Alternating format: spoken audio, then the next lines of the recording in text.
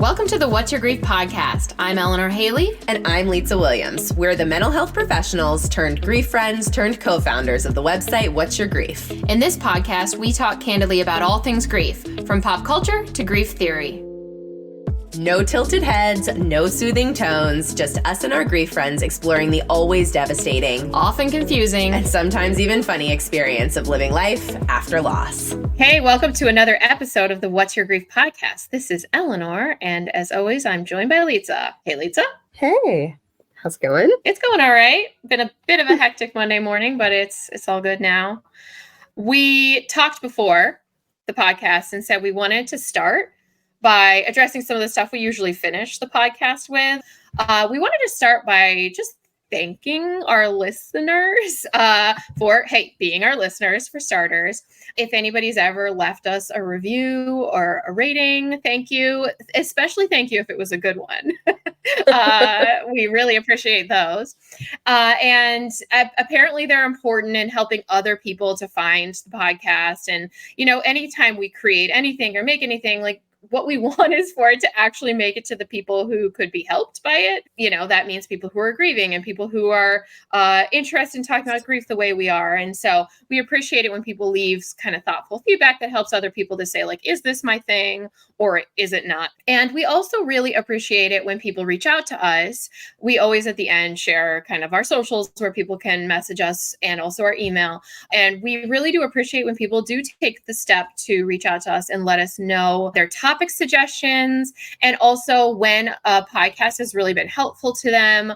And I think recently we actually got a lot of feedback. When I say a lot, that's a couple people messaging us about the podcast that we did about complicated relationships.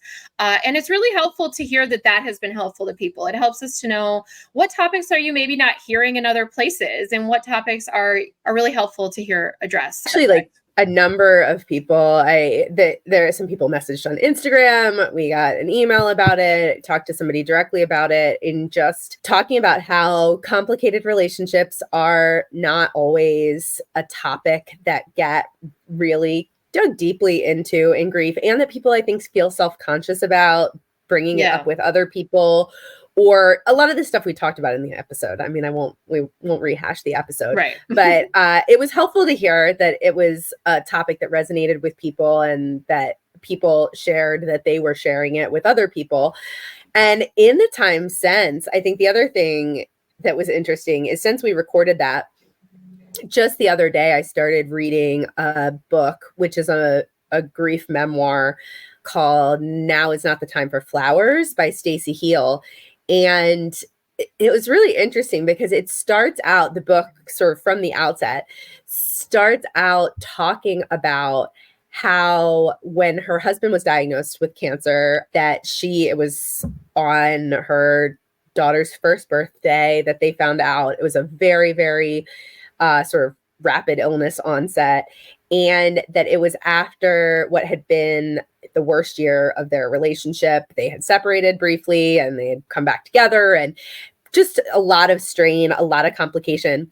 And one of the things that she starts the book with that she sort of talks about was one of her motivators for wanting to write herself and talk a bit more about her own story is that when he got sick, she started just furiously reading other people's experiences, things that she could get her hands on, deep dive into the illness itself, but also just the experience of having a partner with a terminal illness. And she was just struck and really kind of frustrated and felt very isolated by the fact that she could not find the experience of people talking about a complicated relationship. Or if they did talk about and kind of reference that their maybe relationship had been not totally perfect, that it was completely glossed over, and that by the time the diagnosis happened, everything else in the story and their memoir or book or experience would focus on just the illness, and there would sort of never be mention again of the complication of the relationship and the strain that it is to layer illness onto an already difficult, complicated relationship. And there's a great, really funny passage about her reading When Breath Becomes Air, which, of course, if anybody remembers the year that that book came out, it was just everywhere. And that was when her husband got sick. And she talks about reading that book, and that, you know, it's an incredible, I don't think anyone would argue that it was an incredible book. And she sort of recognized that, and also just was so angry that there was this kind of perfect relationship and everything being playing out kind of in this perfect, uncomplicated way, and and feeling so far removed from that in her own experience. And it just really struck me as not that dissimilar from what we were talking about with complicated relationships, but I think we were really talking about the nature of that oftentimes after a death. And it's interesting in the book, you know, she really is highlighting the part about the illness itself and what that looks like when there is the, you know, the diagnosis of an illness on an already strained relationship, and needing more kind of voices and representation of that story. So I don't know. It was interesting. I was both getting a lot of feedback about that episode being helpful, and then just starting this book. I wanted to mention it as something that we hadn't talked about in the episode, but that feels, you know, really relevant. That's interesting. Just thinking about the fact that when somebody is terminally ill, like it's a rocky road a lot of the time, those relationships. There's a lot of times frustrations about which treatments are we going to do, what does one person want for treatment versus the other person. There's the strain of caregiving, and there's often a lot of discord, even if you didn't consider it a complicated relationship going in. And so I haven't read a lot of these books, but I do wonder how much those different aspects get addressed, because they are very common. And it does make sense. So many people have complicated relationships, and it makes sense that a lot of those people would then go through this experience of having somebody with a terminal illness and taking care of that person and being there for that person. A lot of times when somebody is ill, that's a time when people say, let's put our differences aside, but you know, they're still kind of there. So it is interesting to me what she's saying, but it also does seem to make a lot of sense. Like just thinking even about what we see portrayed in a lot of different mediums, it does make sense. And it does make me wonder why that is. I've sort of been thinking about that too. Like, is it that people whitewash it out of their story when they tell their story? Or is there a bias towards people who want to tell their story? Like, is it easier to tell? Not easier to tell the story, but is it, if your relationship was less complicated, or if it had been complicated, but you really were able to set those things aside during the illness and kind of come together in certain ways? And in terms of the prospect of writing a memoir, of writing your own story, I mean, that comes from a very specific place in a person, right? You have to want to do that and be really compelled to do that. And part of me wonders, you know, there may be the whitewashing of parts of it out of the story, but it may also be, I don't know, that for some people that draw to want to tell the story is greater if there aren't quite as many layers to the onion. That makes sense. I think there's that thing about not speaking ill of the dead, you know, in terms of kind of whitewashing it out. I also do wonder, and this is just a wonder, I don't know if this is true, but if you're feeling an immense amount of grief, and if our society tends to give the most amount of compassion and support and make people feel the most worthy of grief if the relationship was perfect, you know, like the more cracks, the less compassion and empathy and grief we think we are going to receive. I don't know, but that's just something that's kind of coming to mind for me. Like if we say, oh, there was a lot of trouble in the relationship and we talked about splitting up, this is just like purely hypothetical.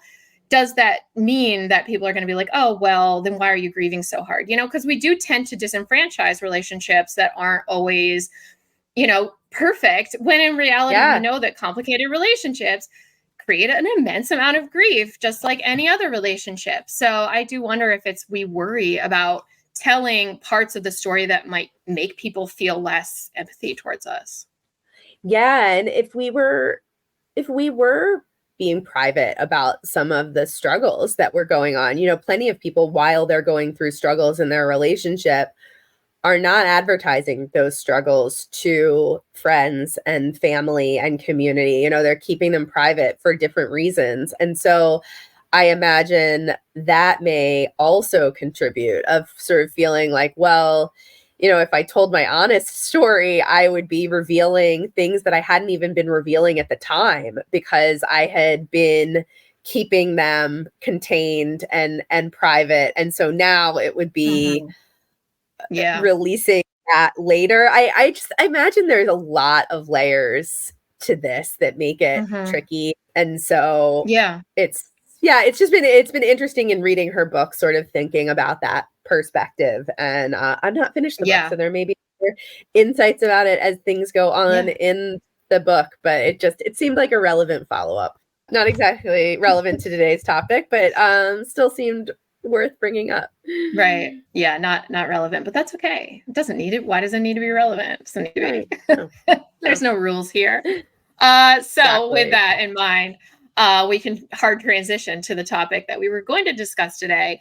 And it's not a topic we haven't discussed in the past. I know that this is not like a new thing. I feel like we're kind of rehashing some of the old standards, but we're getting questions about things, and we want to address the things that people are really wanting to hear. And so today we were going to talk a little bit about grief triggers. The question we got was specifically kind of leaning towards talking about when we are really struck by grief triggers in the moment, whether that's out in the world or even in the comfort of our own homes on television or movies or social media. And so that was kind of the angle that they were asking about. We're going to touch on that angle, but I think also talk a little more broadly about this subject, just because it's never a bad subject. It's something that everybody who's grieving tends to grapple with in one way or another. And so taking some time to really deliberately and thoughtfully talk about it, I think, can never hurt, right? Yeah, absolutely. And I think it's interesting. I was just the other day looking at a post that I had seen a while ago on Instagram, and I saw somebody reshare it that was about grief safe movies and TV shows. That was a list somebody had curated of their favorite TVs and movies and TV shows and movies and things that didn't risk bringing up any grief triggers, that were just like light, you know, kind of shows. And it made me laugh because I think it perfectly captures this thing that's really tricky, which is sometimes we really want escape. Like we want something that is protected, and we want to be able to go, okay, here I can just like tune into this on Netflix and know that it's going to feel like this nice little safe escape for me that is going to be free from grief triggers and all of that. And then like the reality of life in the world, which is that we cannot protect ourselves and live in a bubble from grief triggers. And sometimes that when we try to do that, we get into this avoidance cycle where we're like, oh no, I can only watch something if I know it's safe and trigger free.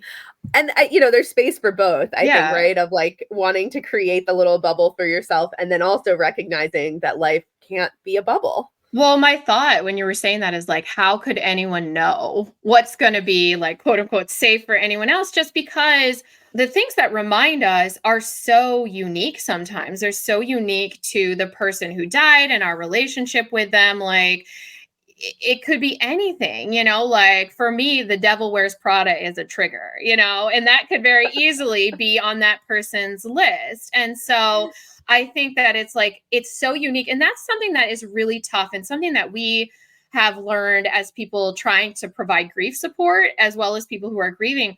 Because we'll sometimes get emails from people who say, like, how could you use this word? Or how could you use this picture? Or how could you reference this song? That is really triggering for me. And these are things that we would have never expected would upset anybody. Yeah. And like, sometimes if it's something that we're like, oh, okay, like we see that, you know, we'll redirect or maybe make an edit. But then there's times where we're like, there's no way we could have predicted that. And that is so incredibly unique. And this is a situation where it's like, I'm so sorry that that has brought stuff up for you. But the world that we live in, unfortunately, like it is full of those little prickly things. Like the world is not going to change its shape because we're going through loss. And so Yeah. it's just like you said, it's just the reality is that we have to find ways to be able to cope with the things that we encounter because we're going to encounter them. Yeah. And I think part of this is all about our mindset, right? And I think that one of the things that is a shift is saying, okay, how am I going to start looking at the world around me in a way that acknowledges that there are always going to be things that come up. I'm not always going to be able to predict all of them.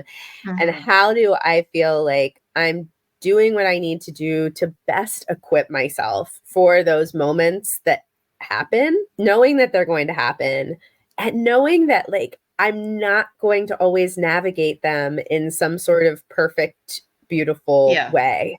Sometimes I think when people are looking for tips and tricks about navigating triggers and grief, it is with this hope to never shed a tear or not have those moments of getting really activated when something comes up. And I think it's really important to just say like a part of being human after experiencing a devastating loss is that this stuff is always going to come up. It's not a failure when it comes up and it still triggers tears or feeling like we need to get some space or, you know, whatever that is. That's not our failure.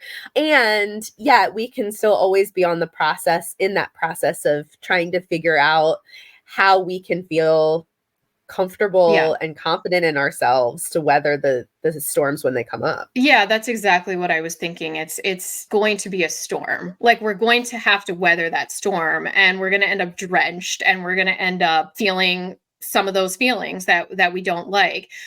The goal is to find a way to be with the experience long enough to see that it will pass over us.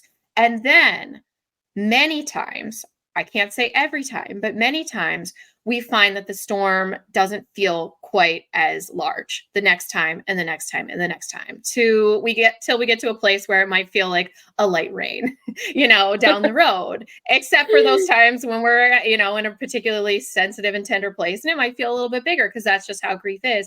But when we learn how to face these experiences, things can shift for us. You know, we can see that we can tolerate them, and we can also maybe start to step back and see some of the parts of the experience that aren't all maybe necessarily negative. Now, there are going to be some experiences that always feel all negative, and that's just how it is. But some of them, I think when we step back, we start to say, oh, there's like really tender memories in here. There's really warm experiences, things I want to connect with. So anyways, that's the goal, right?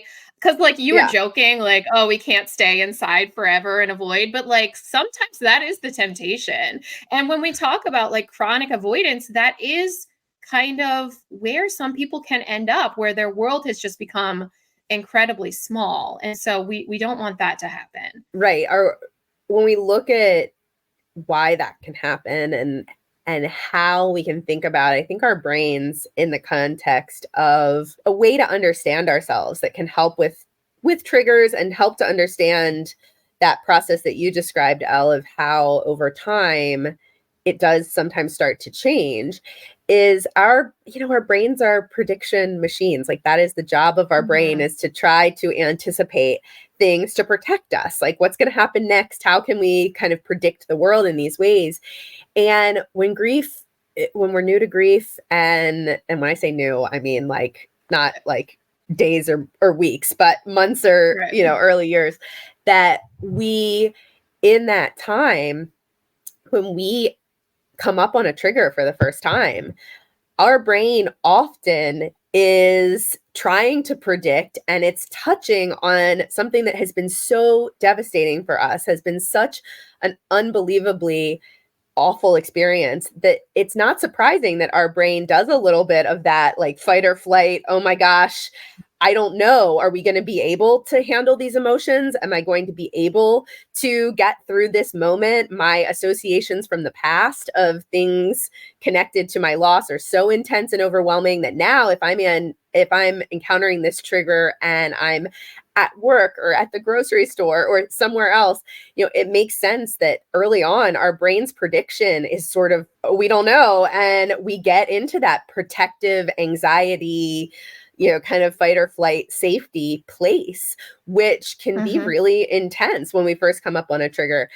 And over time, one of the things that does happen is as we encounter these things more and more, if we're able to start thinking about how do we weather the storm, kind of be able to figure out how to ground ourselves and get through them, maybe taking the space that we need, or being able to figure out in that moment, can we get through it? Or maybe we have to step away completely and not come back, but we realize we survived it.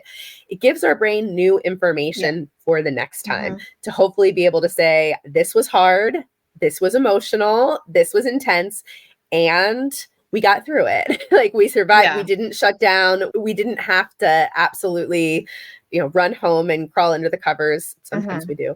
And I think then that helps in the future for us to be able to come up on triggers in a different way. I want to, like you said, fight or flight. And that's kind of where I was thinking too, in terms of our options, right? When we encounter a grief trigger.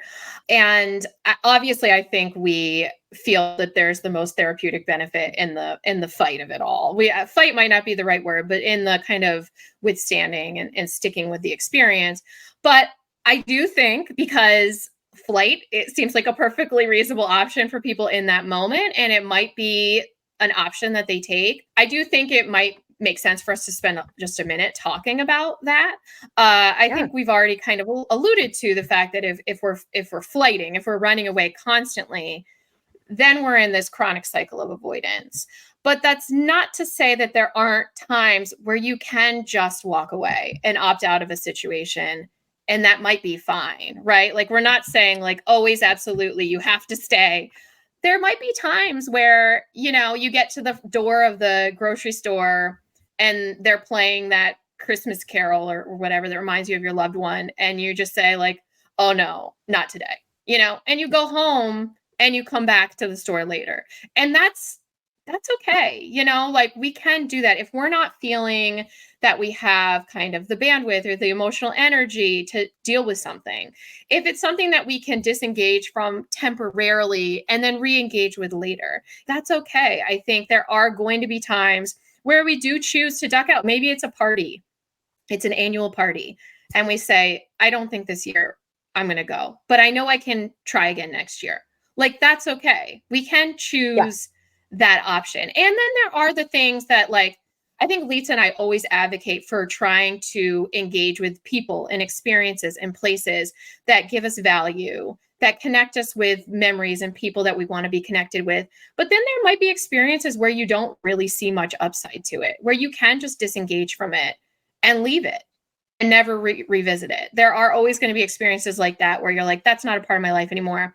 And I've thought about it and I'm okay with that. I don't feel that that's disconnecting me from my purpose or meaning or value in life. So I want to take a second to kind of like validate that in certain situations, the flight is an okay option. I completely agree. I mean, I do think we have to be careful when the flight, like, as a reminder of what we're sort of telling our brain when we flee.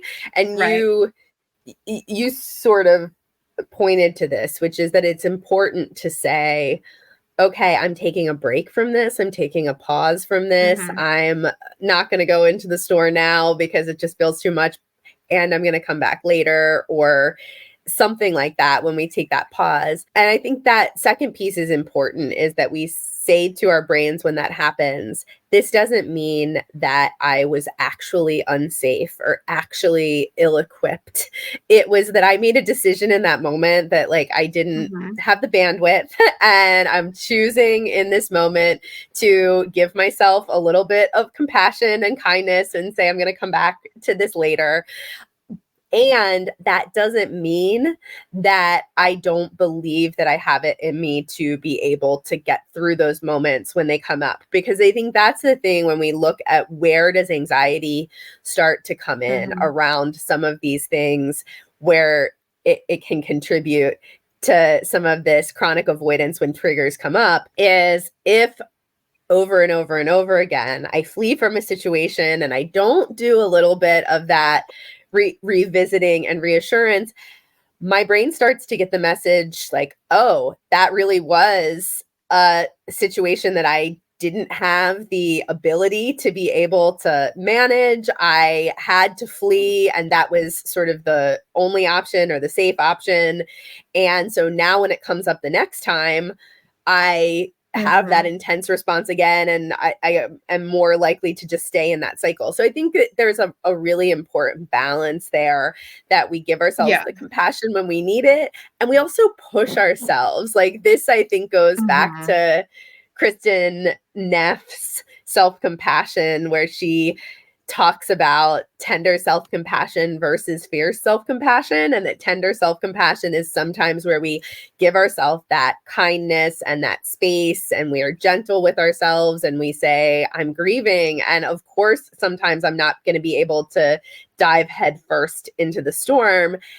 And that then sometimes we realize like we need that fierce self-compassion, which is to say, sometimes it's scary and it's painful, and yet I have to push myself a little bit, or else I might get trapped in that avoidance cycle.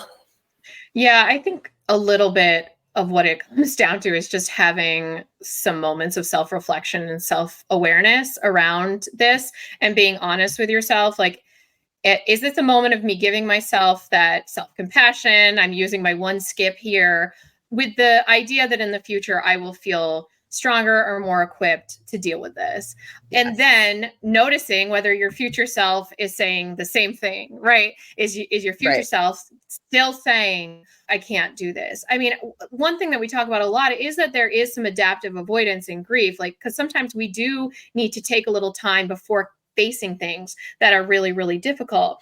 So it can be such a personal thing and such a delicate balance. There's no black or white. There's no like line. So I do think having that self-awareness and knowing, how many times have I skipped out on this? How many times have I told myself, no, I'm not going to do this?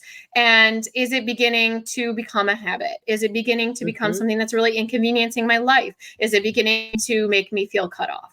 And just really being honest with yourself and aware.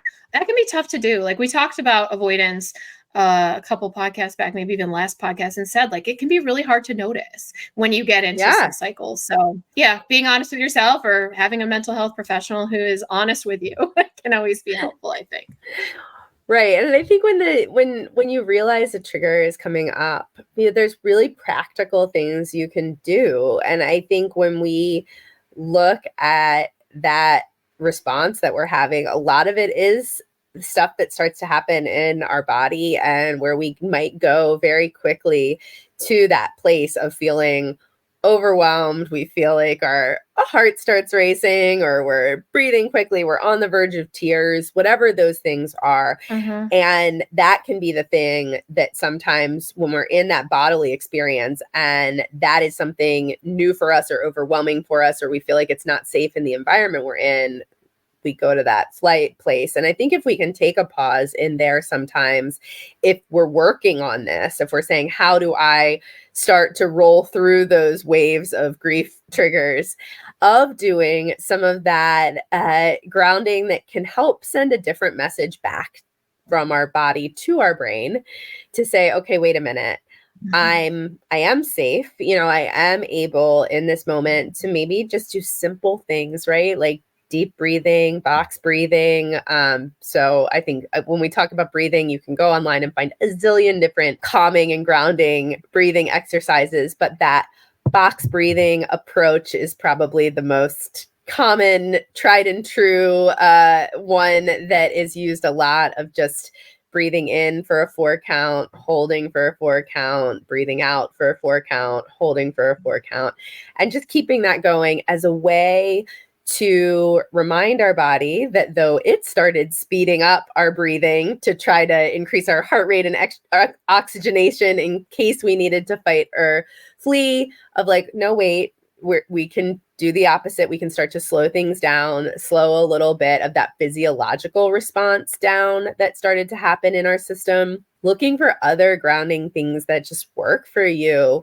Some people really like things like tapping. If you've ever learned EFT or tapping, those are like simple things that can help you to maybe feel a little bit more regulated in your nervous system. Drinking something really cold can help people to kind of get back into their body in that moment where it feels like your adrenaline and all of those responses are pulling you in this direction that is causing you to feel really overwhelmed by the stress of a trigger.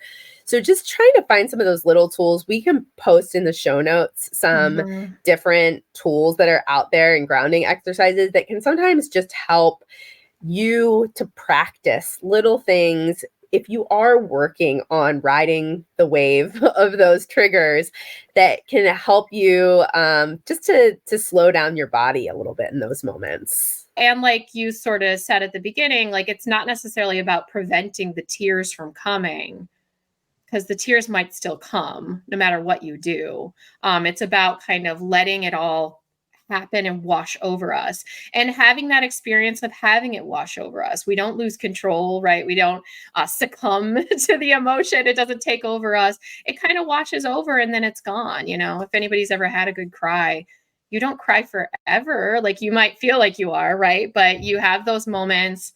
They feel terrible. They wash over you. And then you have a moment of calm.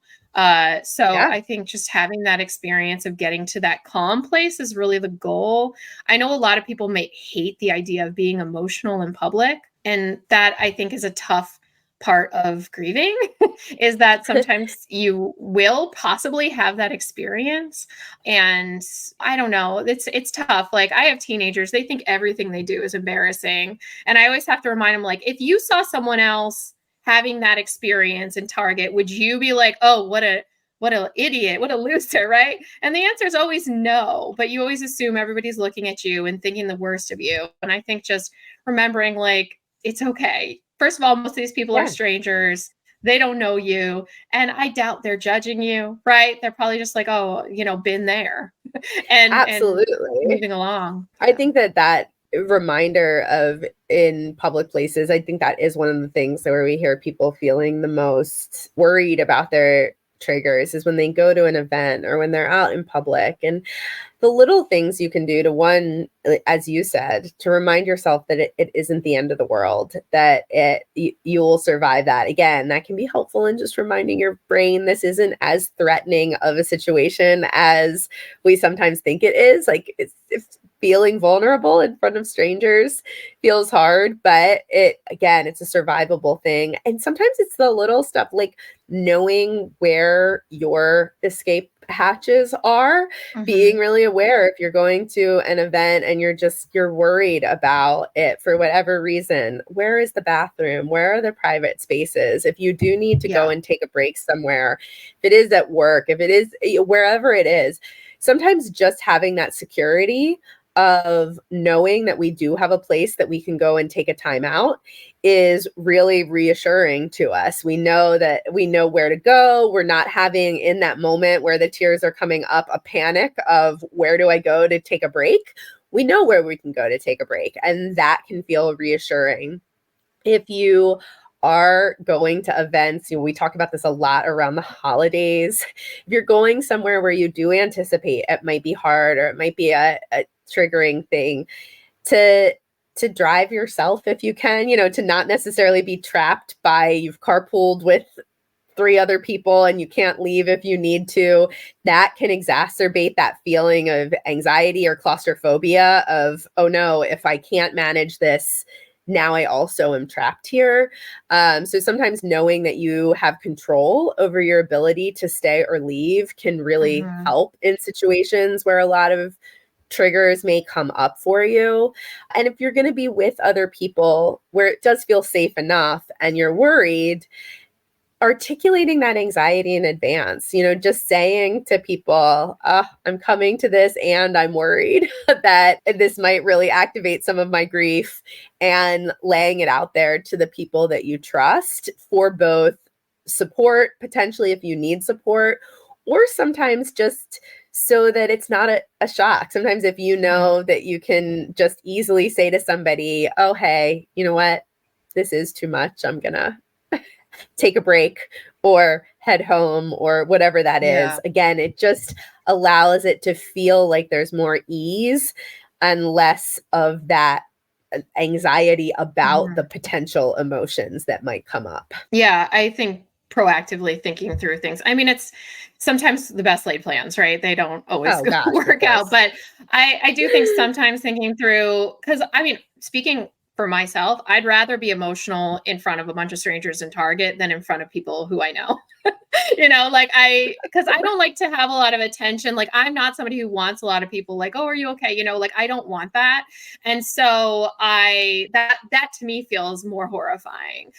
So for me, thinking through how to handle that scenario is more important than thinking through the random like outburst at Target, because I don't know those people and they don't know me and whatever, it's fine. But it's really just I don't want the attention is what it is. It's not that I fear looking like I'm struggling or anything like that. And I think what I would probably do is just make a joke or brush it off or something like that, But I've thought through how I would handle that. I would probably make some stupid sarcastic remark and we'd all move on. But you learn how do you handle these things, and you kind of get good at handling the awkwardness, even if it's layering more awkward on top of the awkward. Well, and I think that part of it, it's really hard to think about what you can ask for from people in advance.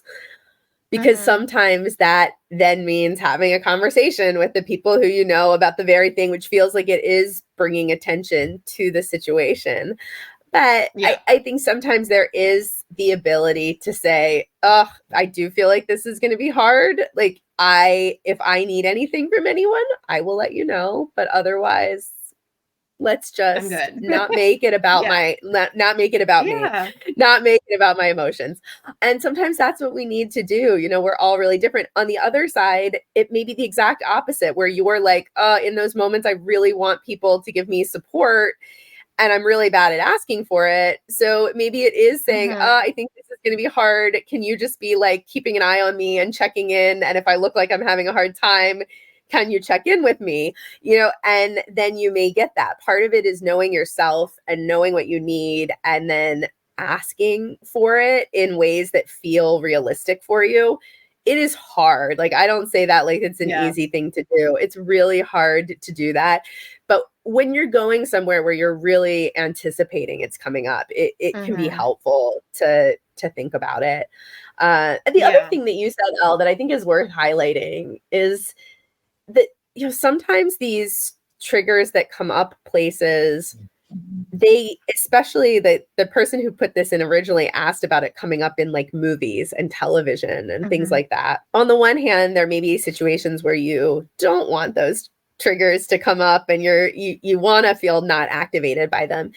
But sometimes those places can actually be really safe places to let some of this out. Like, it can feel really good and therapeutic to have a nice, long emotional cry. And sometimes when maybe it has been a long week of baring your teeth and gritting through work and trying to compartmentalize your grief in order to just survive the day to day.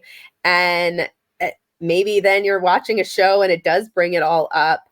Sometimes that is the release that you need to be able to kind of just say, let me lean into that and get all of it out in this space, activated by this thing. Now that's very, it's very dependent on the situation and what's going on. But I think sometimes recognizing, oh, wait a minute, when this comes up in a show or a movie or something like that, if I am in the comfort of home on my sofa by myself or with somebody that I love and care about, who I trust, maybe I just lean into that and then go, okay, what's something lighter that now I can watch once I kind of get through that wave or whatever happens next. So I don't know, just kind of a thought too, that sometimes we think if it's coming up, it's the end of the world, but sometimes it can be just what we need.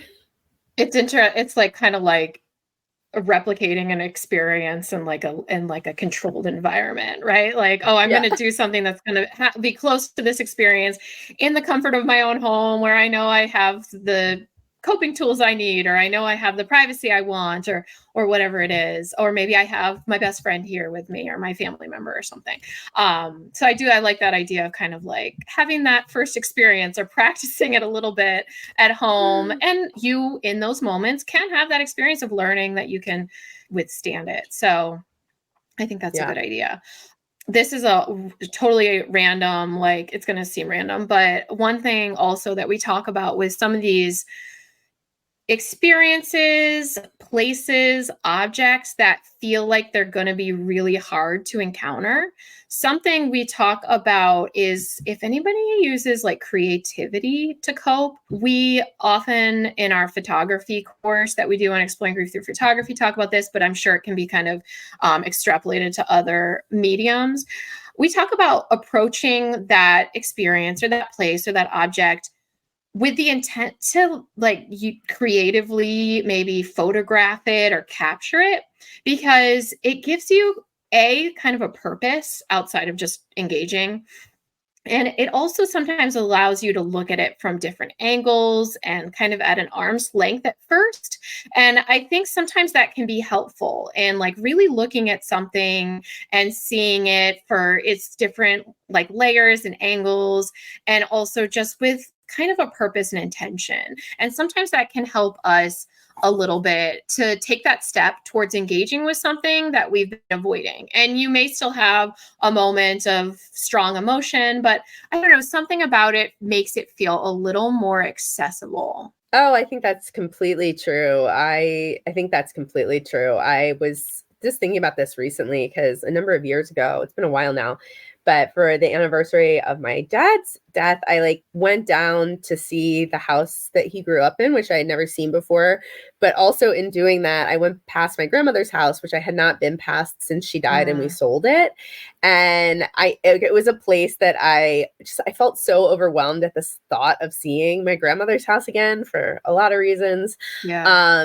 And I ended up with like the whole experience kind of turning it into a little photo essay. Like I went down and I took photographs of my grandmother's house. Up from the outside, new owners. I didn't like stalk them or anything. And then I went past the deli where my dad worked in high school and like took some pictures there, and then went to this house I had never seen. Like, and I think that doing that through the lens of a camera, it made the whole experience feel really, I don't know, just manageable in a different way, right? It puts a creative distance in there. And I had no intention necessarily of sharing this with anybody, but it was just more of my own kind of process of doing it. And and so I really think that we not only have we talked about that idea many times, but I think both of us in different times have used it in different ways that have been useful. So it can be and obviously artists have been doing this. It's not like we're groundbreaking here. Artists have been doing this forever. I go back to Sigmund Freud and his daughter Anna Freud, who talked about one of the more positive defense mechanisms is sublimation, which is kind of taking these anxiety producing experiences and turning them into something that is kind of, therapeutic or helpful for other people. And so obviously we're not inventing this, but we definitely endorse it. So those are a couple of suggestions that we have, a couple of thoughts that we have on this very big, complex topic. So you can always message us at whatsyourgrief@gmail.com. We're on Instagram and Facebook mostly at What's Your Grief. And you can always reach out to us there with your thoughts or your questions or your topic suggestions or anything. We always love to hear from people, as we said at the start of the episode. So until next time.